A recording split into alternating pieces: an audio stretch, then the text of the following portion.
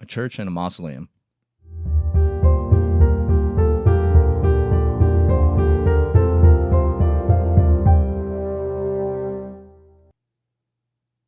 At the end of a Deaf Child Street, there's a church nestled against a mausoleum and a cemetery. Balding old men and sexless aging women pour into the church to listen to a foreign priest. His accent is so thick that Jesus Christ is the only discernible expression that comes out of his mouth.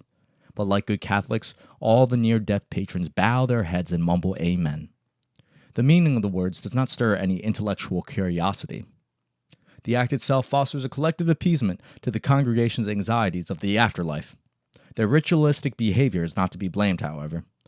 The ubiquitousness of death shadows their mind's thirst for answers.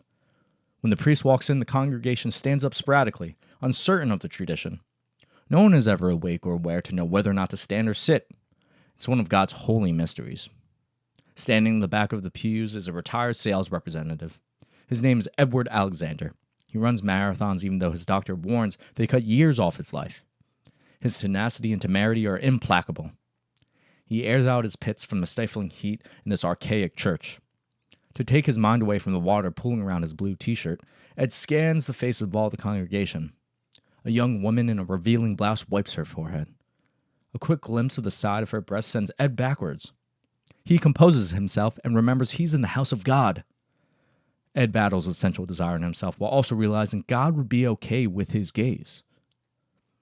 One of the sacraments is to copulate and bring about his children onto this earth. But then again, Ed has never read the Bible and takes other people's word for it. Suddenly, a young man gets up and gets out of his seat and runs out of the church. The priest stumbles on his lecture at the sound of the door shutting. Outside, the young man pulls out a cigarette.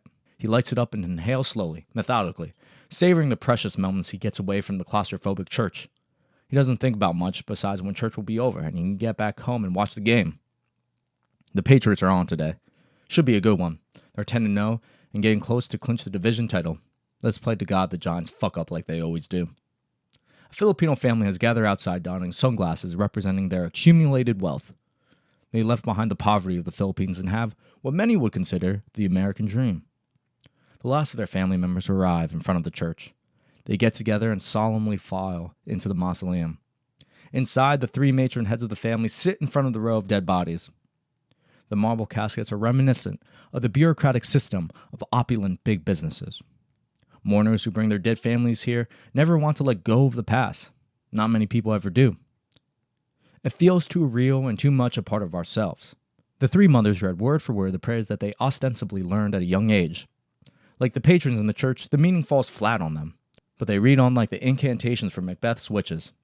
The rest of the family lackadaisically leans against the marble mausoleum with no regard for the sanctity of death presupposed by the Catholics. After the prayer is over, one of the stout identical mothers gets up and touches the marble walls within inches from the cold, pallid skin of the dead. She says her last goodbye, and the family leaves the mausoleum. And the dead do not stir. They don't roll over their graves from the ingenuity of the church patrons. They don't lament the misgivings of what they could have done in life. If they're with God or with no one, they're not to be minded. They are the shadows of our lives. They should be respected, but not obsessed over. The present is flawed, and people are too caught up in the past to do anything about it.